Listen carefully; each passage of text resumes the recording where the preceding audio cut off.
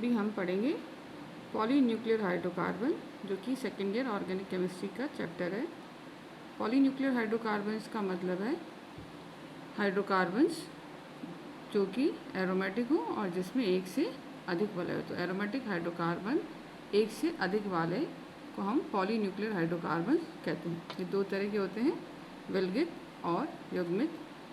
विलगित जो कि आइसोलेटेड भी कहते हैं, इसका मतलब इसका एग्जाम्पल है diphenyl, diphenyl methane, triphenyl etcetera. और जो युग्मित या फ्यूज्ड हैं उसके एग्जाम्पल हैं नैप्थलीन, एंथ्रासीन, फिनेंथ्रीन, टेट्रासीन, पेंट्रासीन एक्सेट्रा।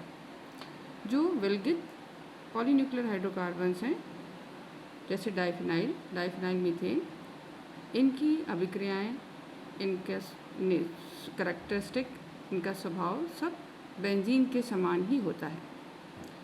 तो ये बेंजीन के समान ही कंपाउंड्स हैं। जो फ्यूज्ड यानी कि युग्मित पॉलीन्यूक्लियर हाइड्रोकार्बन्स हैं जैसे नैप्थलीन, एंथ्रासीन, इनकी अभिक्रियाएं थोड़ी सी बेंजीन से भिन्न होती हैं। तो हम फ्यूज्ड पॉलीन्यूक्लियर हाइड्रोकार्बन्स पढ़ेंगे, जो कि सबसे पहले हम पढ़ेंगे नैप्थलीन। नैप्थलीन नैप्थलीन जिसका अणुसूत्र C10H8 है और जिसकी संरचना, दी हुई संरचना इस प्रकार है। दो बेंजीन वलय 1-2 स्थिति पर युग्मित हैं, या हम कहते हैं दोनों एक दूसरे के ऑर्थो हैं। बेंजीन की इस संरचना को सिद्ध करने के लिए हम कुछ बातें का अध्ययन करेंगे, जो कि बेंजीन की संरचना स्ट्रक्चर ऑफ नैप्थलीन में के अंतर्गत आती हैं। सबसे पहले हमने देखा इसका अणुसूत्र जो कि C10H8 है। ये दर्शाता है कि नैप्थलीन के अंदर हाइड्रोजन परमाणुओं की संख्या कार्बन परमाणु से कम है, अतः ये एक असंतृप्त यौगिक है, अनसैचुरेटेड या असंतृप्त यौगिक है। और असंतृप्त यौगिक का मतलब इसमें द्वि या त्रिबंध है। असंतृप्त यौगिक होते हुए भी नैप्थलीन योगात्मक अभिक्रियाएं नहीं देता। इसके एवज में वो इलेक्ट्रॉन स्नेही प्रतिस्थापन अभिक्रियाएं देता है, जो कि बेंजीन के समान ही अभिक्रियाएं हैं। इसका मतलब नैप्थलीन का आचरण एरोमेटिक है, बेंजीन के समान आचरण है।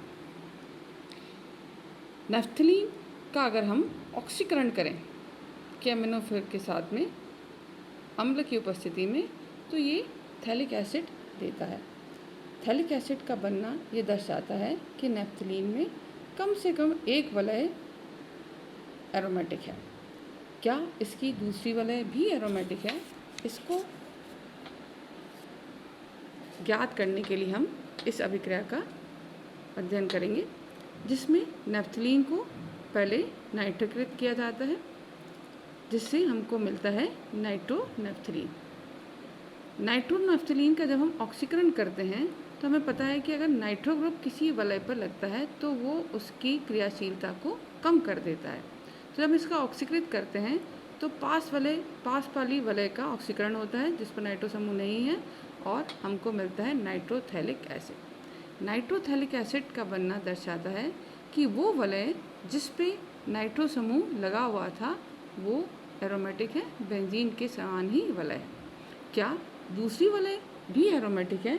इसके लिए हम नाइट्रोनैप्थलीन का पहले अपचयन करते हैं अमीनो नैप्थलीन में, और जब अमीनो नैप्थलीन बनता है तो हमें पता है कि अमीनो समूह किसी भी वलय की क्रियाशीलता को बढ़ाता है। तो जब अमीनो समूह वलय पर लगा और उसका अगर हम ऑक्सीकरण करते हैं तो जिस वलय पर अमीनो समूह लगा है उसका ऑक्सीकरण होगा आसानी से, और हमको मिलता है थैलिक एसिड।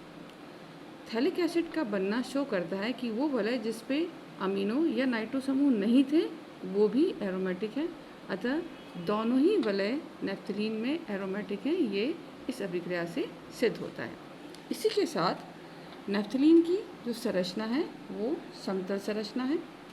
इसके कई अनुनादी संरचनाएं भी हैं, 1, 2, 3 एक्सेट्रा। इसकी अनुनादी ऊर्जा 61 किलो कैलोरी पर मोल है। बेंजीन की अनुनादी ऊर्जा 36 किलो कैलोरी पर मोल होती है, और क्योंकि नैप्थलीन में 2 वलय हैं तो ये माना जाता है कि उसकी अनुनादी ऊर्जा बेंजीन से लगभग दुगनी यानी कि 72 किलो कैलोरी पर मोल के लगभग होनी चाहिए, लेकिन ये 61 किलो कैलोरी पर मोल है, यानी कि नेफ्थलीन की अनुनादी ऊर्जा बेंजीन की तुलना में कम होती है। अतः नेफ्थलीन का स्थायित्व भी बेंजीन की तुलना में कम ही होता है। साथ में इसकी सभी कार्बन बंध समान नहीं होते। C1C2 थोड़ी सी भिन्नता होती है। C1C2 थोड़े शॉर्ट होते हैं जिनका बंध की लंबाई 1.365 एंगस्ट्रॉम है एंड C2C3 की बंध लंबाई 1.404 एंगस्ट्रॉम है। थोड़ी सी बंध की लंबाई में अंतर होता है। इसका आणविक कक्षक सिद्धांत के अनुसार इसके सभी कार्बन sp2 संक्रमित हैं, जिसके कारण इसके पास में 3 सिग्मा बंध और 1 पाई बंध होता है, पाई कक्षक होता है। 3 सिग्मा कक्षक और 1 पाई कक्षक है। ये पाई कक्षक, प्रत्येक पाई कक्षक में एक एक पाई इलेक्ट्रॉन उपस्थित होता है।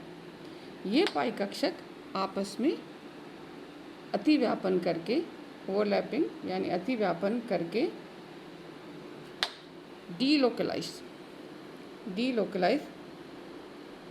तंत्र बनाते हैं, जिसमें सारे इलेक्ट्रॉन वलय के ऊपर और नीचे आपस में विस्थानीकृत होते हैं।